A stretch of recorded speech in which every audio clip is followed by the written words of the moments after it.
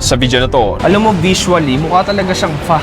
Wow, very organic. Hindi siya yung flavor na parang sasapakin ka na, alam mo yun, wow flavor. Hindi, parang unti-unti siya gumagapang hanggang makarating sa utak mo. Nandito pa rin tayo sa Singapore, pare. Kakain tayo sa isang lokal na hawker center dito sa Singapore. Sabi nilang very underrated daw to.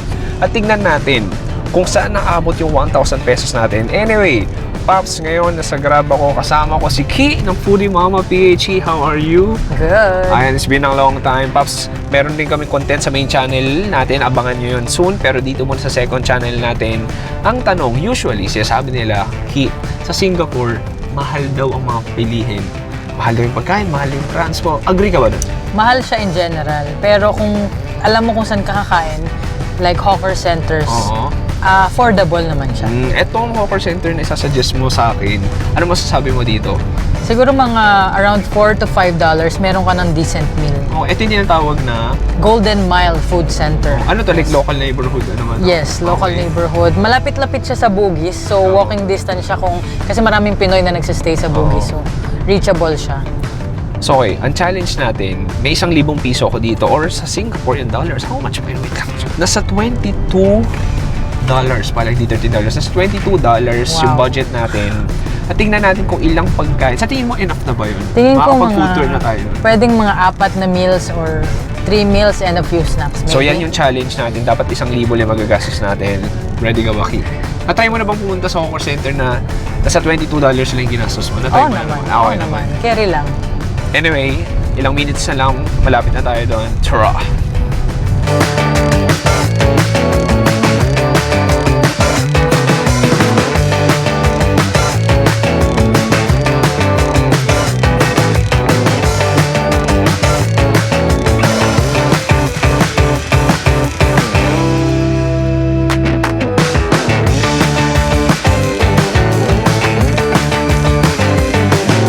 Boom! Pare, okay. So, nandito na tayo sa loob ng Golden Mile Complex. Kimi, tatanong ko sa'yo. Kunyari ikaw, first time mo sa isang hawker center, di ba sobrang daming stalls? Meron ko bang technique para hindi ka ma-overwhelm? Kung ano kasi craving ko, yun ang hinahanap ko agad eh. So normally, comfort food ko is nasa lamang. So yun ang hinahanap ko. Kasi di ba yung iba na-overwhelm, parang hala, sobrang daming pagpipili. Ano namang kakainin? Kasi nabubudol na lang sila. May konting technique ka ba doon? Wala eh. Pag turista talaga nakaka-overwhelm. Pero normal yun. Normally pag Pinoy, pansin ko mga wonton mee, yung mga roast meat rice ang mga kinukuha nila. Yun yung talagang, ito madali. Pero kumbaga normal naman yun, na ma-overwhelm ka talaga. Kasi one-stop shop siya eh. Okay. Lahat ng cuisine nandito na Sige, sa isang ikaw sa tingin mo, anong pwede nating unang kainin ngayong araw? Pwede tayong mag-Hokkien mee. Okay. O sige. Ba't hindi? Sige, tara. Sige. May alam ka dito? Yeah, meron. Okay, tara. So ito, mapapansin mo, sabi nga ni Ki, very local tong hawker center na to. Sobrang daming mga pang-turista na, pero ito, medyo bihira. Bihira yung turista. Usually, mga local talaga yung kumakain dito. So, ito yung Hokkien. Ito ating Hokkien prawn mee. Wow, sarap naman nun. Ano yun? Sarap. Ano yun? Yung Hainanese chicken. So, ito yung sabihin ko. Okay. 3 yung Hokkien mee dito. Okay. Ito kasi medyo old school, traditional. May isang modern sa taas, tapos may isang nagustuhan ko lately. O, ikaw? So, kahit ano ako. ito yung pinaka old school. Dito na lang. Ikaw? Ikaw kahit ano ako eh. Kano ba to? $5 lang. $5 Pwede lang. na, $5. Sige, dito na lang tayo.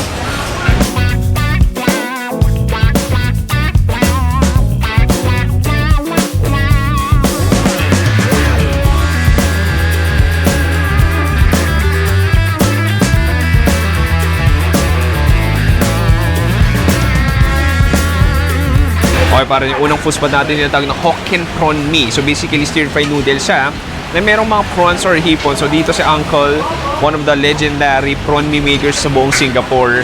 At ayan, so makikita mo, naka-goggles pa siya. And nagluluto siya ng batch by batch. Ang nakakatuwa na lang dito, Pops, ito lang yung pinaka-binibenta nila. So hintayin natin maluto at tingnan natin. Ito yung unang food trip natin ngayong araw.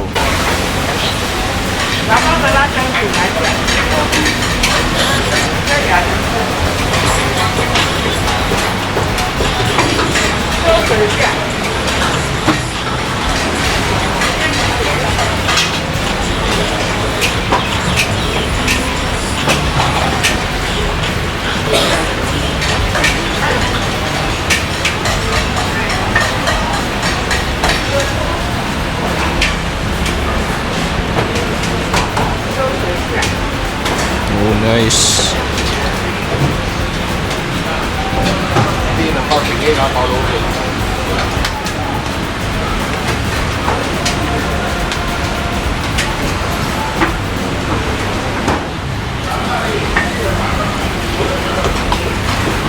Ayan, Pops, so naluluto na. So, ito pang take out.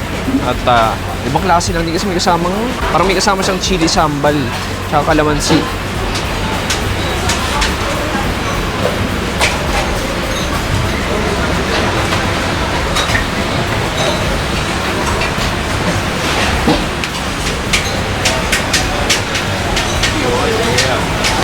Okay, Pops, naka-order na tayo nung Hokkien Prawn Mi, pero medyo bitin. So, order pa ako ng isa dito. Ito yung sikat na Hainanese boneless chicken rice. Order tayo isa. Excuse me. What do you want? Yeah, one chicken rice. One chicken rice. Sir, Yeah. you want the steam or roasted, sir? Steam, please. How much is it? Small, medium, or Just a small one. small one? 350, yeah? Okay. Ayun, Pops, so dito, kuha siya nung pinaka-Hainanese chicken natin. Okay, chop, chop, chop. Hello. Hainanese chicken. And then, Hello.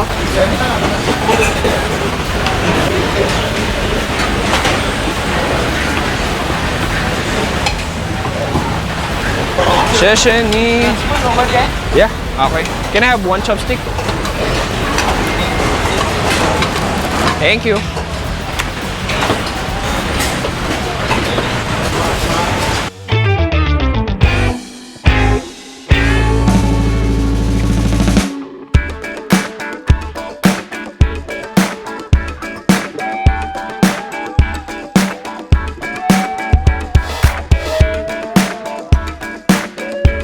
Okay, ito na yung ating first two dishes. Magkano ginastos natin? $5 And plus. 350.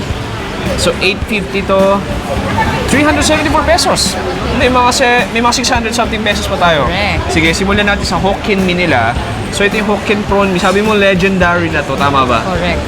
Okay, so may makikita mo, literally, may mga chunks siya ng malalaking hipon. Ito yung dalawang noodles natin. So, para itong may bihon, tapos egg noodles. Para siyang version nila ng bihon canton. Oo nga eh, parang ganun. And then, Dry, wag muna. dry version kasi yan. Ah, may soup. May... Merong medyo Okay. mabasa. Sige, patakan natin ang kalamansi. Tapos parang may chili o sambal sa gilid. Sige, Kia. Yes. Tigip tayo. Sige. Wala munang hipon. Noodles muna. Cheers.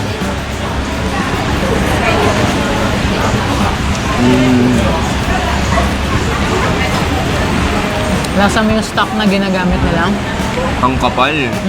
Sobrang rich niya. Para siyang, kala mo para siyang may gravy. Sobrang starchy niya. Pero sarap. O, yung stock niya nasa mo. Oh, nice. Ang sarap nun. And then sambal natin, not on sweetness, more on chili siya eh. Parang chili lang siya. And then, may tatlong klase ng nguya. May nguya dun sa crunch ng toge, egg noodles, and then yung bihon sobrang moist. Ang lambot. Ito yung gustong type ng mga matatanda dito. Ah. Very old school classic. Okay. Sige, this time try ko yung with hipon. Ayan, may malaking hipon tayo dito. Okay, kuha ka rin. Okay. Allergy ka ba sa hipon? Sige lang. Ayaw mo? Ayaw yun ng hipon.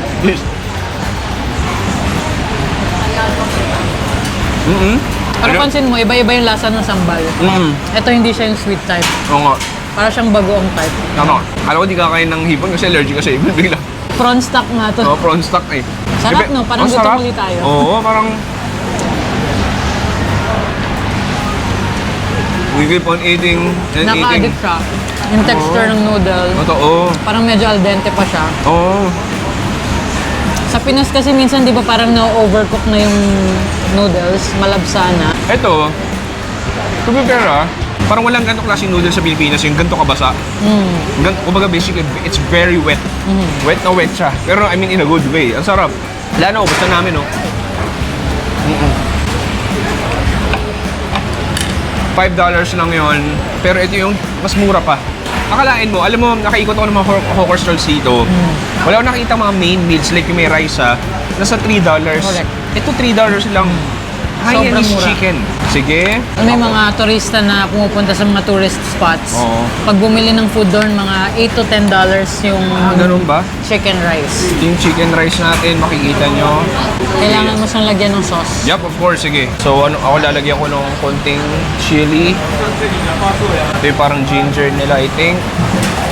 Tapos, soy sauce. Dark soya sauce. Dark soy sauce. Kuha tayo ng fragrant, moist rice. Look at that bite. Cheers. Hot na. Alright. Parang di $3. Sarap ng chili. Manghang talaga siya, hindi siya nagbibiro. And then of course the chicken, like very moist, very juicy. And then at the end of the day, Hainanese is Hainanese. Sobrang aromatic niya. Yeah. Oh. Para sa talagang dry or deconstructed na tinola. Oo, tama. Reconstructed tinola. Yun yung parang perfect na pwede mo i-compare sa kanya. Pero itong chicken kasi pinupoach nila, kaya kung mapapansin mo, glistening yung skin. Pagka-boil ng chicken, niloloblob nila sa ice water. Kaya sobrang kintab niya. Tapos maniwala ka, medyo bihira na makakain ka ng ganitong klaseng price of food. Sa ganitong klaseng amount of food. Yeah. Anyway, dito pa lang sisimula yung food trip natin. Meron pa tayong budget para maghanap ng susunod na Singaporean food dito sa Golden Mile. Ready ka pa ba? Yes. Tara. Let's go.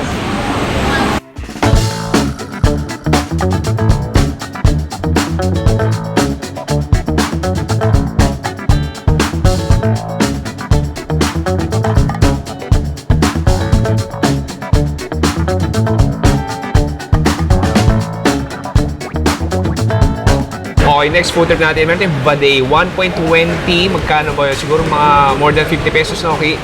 So ito para siyang, hindi ko alam kung Indian snack ba to or what. So para siyang Indian snack. So para siyang donut na sobrang greasy. Tapos may chili daw siya.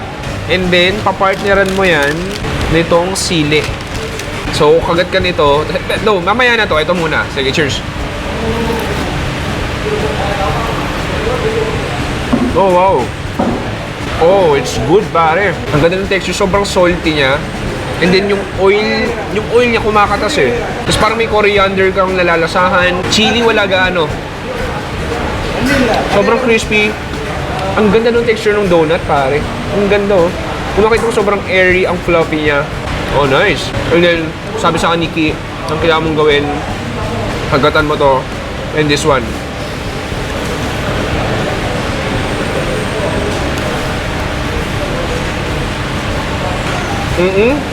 Wala sa bingo card ko kumain ng sili ngayon dahil ang init dito sa Singapore. Pero parang sabi ha? Wait lang. Ha? What? We don't eat chili with this? Kiniloko mo ako. Sabi sa akin nung dito kinakain ng sili. Uy, may sili. Joke lang. Sabi yung ginagagulan pala ako ng gino. Sabi yan, kailangan gawin ng sili. Hindi pala kailangan. There. Pero bagay. Contrast of flavors.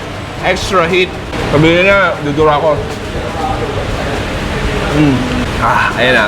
Alam mo to, be honest, yung sili, hindi naman sobrang mas manghang pa yung labuyo. Ito parang kung ano yung lalagay mo sa dynamite, parang ganun. Anyway, maganda dito, murang-murang snack pa to, pero may mga ilan pa tayong food spots dito na pwede puntahan at gastusin yung pera natin. Tara!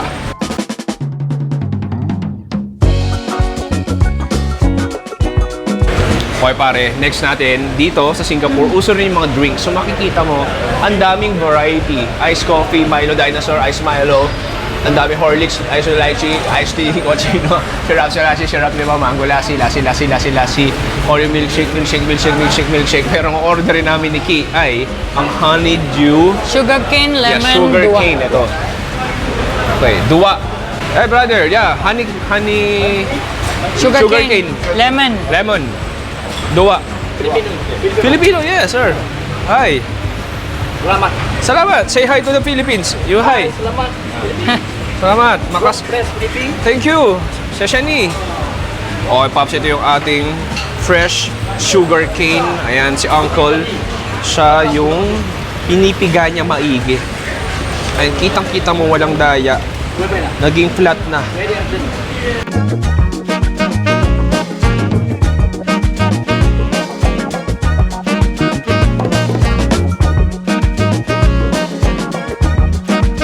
Thank you. Me, Filipino movie star. Oh, thank you. Oh, binabola ata ako. They will accept you. Thank you. Oh, thank you. Thank you. Thank you, thank you. You too, you're handsome. No, I own. No, you look young. You look like 30 years old. No? Nabola pa ako. Biglang humingi sa akin ng $5. Thank you. How much? How much? 5. Okay, Pop. So, bumili kami ni Ki ng lemon sugar cane. So, magkano to? $5 tong dalawa. So, bawas-bawas na. Pero tingnan natin. Patingnan pa rin natin. Baka magkasya pa yung 1,000 pesos natin. Though, okay lang din naman sumobra. Pero, bahala na. So, tikman natin. Cheers.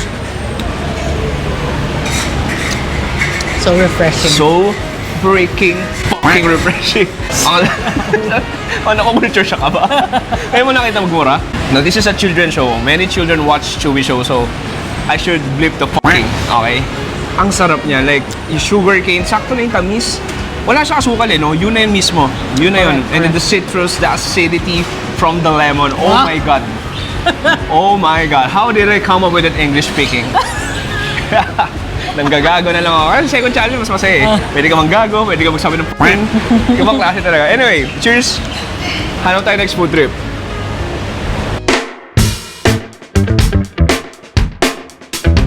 Okay, Pops. So dito sa Golden Complex, may second floor pa sila. Dito tayo maghanap ng next food trip natin.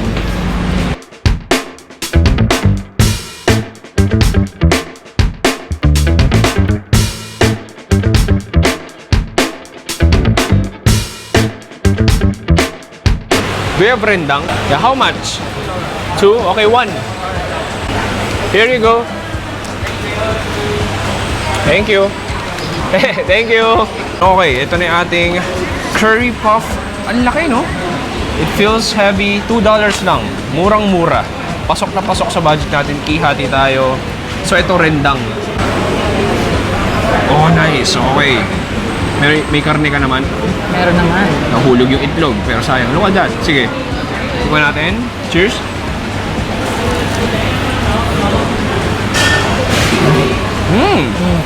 It's quite delicious. I like it. Curry is there. Good standard. Good standard, yeah. Wala, nag-English. Ngayon pa nag-English ah. Yan, sarap. Manamis-namis ng konti. And then, yung patatas niya, sa tamis, kala mo parang kamote na eh. Mas deep, mas flavorful, rich, savory. Tapos yung pinaka-dough niya, ito talaga flaky. Parang croissant. Yes. Croissant. Parang croissant. $2. Pwede na rin. Mabigat-bigat siya. Marap, mag-uuwi ako na to. Oh, hindi ka? Sarap, no? Kaya hindi mo na-try ito ba? Hindi mo pa na-try ito? Hindi pa. Sarap. Uwihan natin sila, no? Oo nga. Uwihan natin sila, pangalan ito? Kaya na sila i... Ano pangalan nung bunso niyo? Kwentuhan. Ayun, pablag pa pala ako, no? Kwentuhan tayo, no? Grabe. Sorry, andyan pala kayo. Anyway, oy, bus na. Hey, cheers. Ang sarap eh.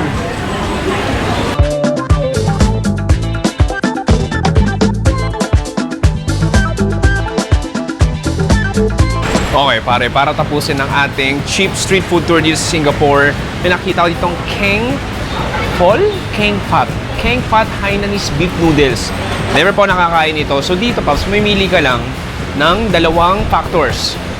Una, mamimili ka kung anong size. May $5, may $6, $7, hanggang $8, and then next. And then mamimili ka if gusto mo ng dry or soup. So, Paps, makikita mo dito, pwede ka mamili kung sliced stewed beef noodles, beef and beef balls, beef mixed noodles, and beef balls and tender noodles. So, naka-price siya 5, 6, 7, 8. Pero I'll just go with the classic dahil nagtitipid tayo dito sa Singapore. And then I'll choose the dry one. Uncle, hello? Uncle, hello? Like one beef noodle? The one beef noodle?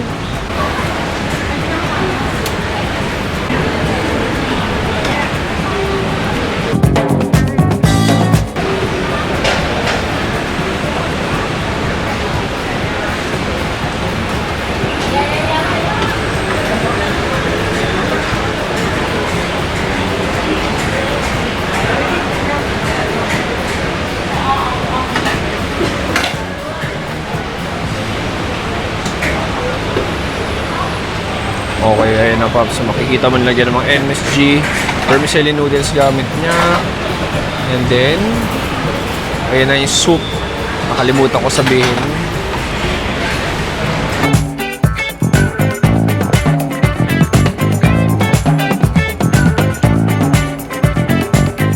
Okay, last food trip natin. Actually, hindi ko alam if nakaka $22 na tayo o 1,000 pesos. Pero I think this is our last meal. Ano yung ang tawag dito? Hainanese beef Hainanese noodles. beef noodles. Nakakain ka na ng ganito, Ki? Nakakain na sa ibang, ano, Kakaiba, no? Ngayon lang nakita ng ganito. Alam mo yung itsura niya, mukha siyang crossbreed ng pho. Para At the siyang same pho. time, Thai boat noodles. Parang ganun. Yes, Sige. correct. Yeah, Pero please. what makes it different is itong chili sauce. Parang sambal nila. I-try mo. Sige, okay lang. You try it Tikman ko first. muna yung sabaw.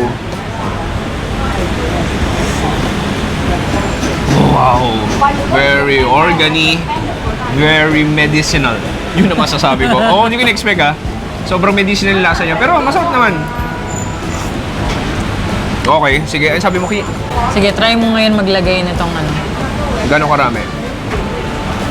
Kung manghang to. Sige, lahati muna. And then, a squeeze ka, of yes. calamansi. And then, haluin natin.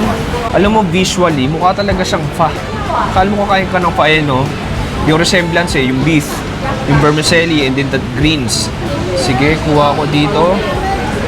Okay, cheers.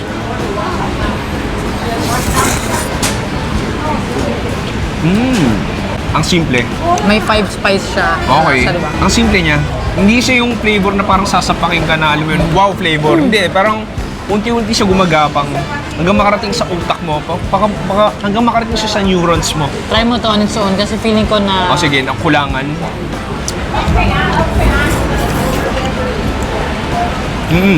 Ayun yung noodles natin, ang ganda ng texture. Round noodles na malambot na chewy. Pansin mo yung mga Hainanese, parang simpleng food lang sila. Oo. Hindi sila heavy on spice. Gets. Hindi sila rich, walang gata. Okay, now, Di ba? galing-galing. Now I get it. O nga sabi mo nga, no, Hainanese nga. Di ba parang chicken rice? Simple lang eh. Not all on flavors, pero sa simplicity. Pero aromatic siya. Same as it goes para dito. Simple lang siya. Not heavy on spice. Pero parang very comforting. Correct. Soothing siya. Pero, to be fair, nothing like Hainanese chicken siya. Iba lasa nun. Hainanese style lang. Parang pa na binuwas mo ng spices. Parang ganun yung lasa niya. Anyway, ang tanong, magkano kayang ginastos natin ngayong araw? Hindi ko alam. Tingnan natin sa ending ng video na to.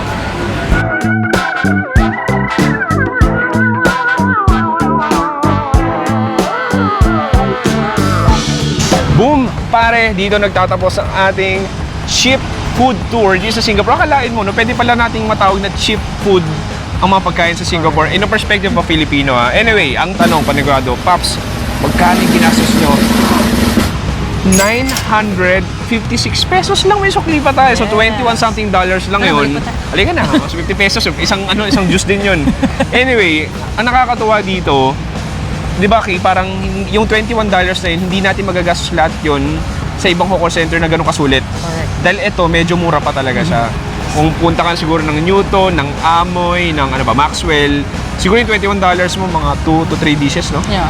Ito kahit paano, nakalimang snacks plus dishes na tayo. So marami may drinks pa, di ba? Sulit na sulit. Anyway, Ki, baka may gusto i-promote? Foodie Mama PH, please follow on YouTube. Nakalagay sa description below. Maraming salamat sa panonood. Subscribe na second channel na Another Chewy Show. Sa main channel natin na Chewy Show, ako si Chewy. Dito sa Singapore kasama si Kina Foodie Mama. Nagsabing stay safe. Good night and goodbye. Bang! Okay. Sige, sasayaw yan. Sumasayaw yan. Okay.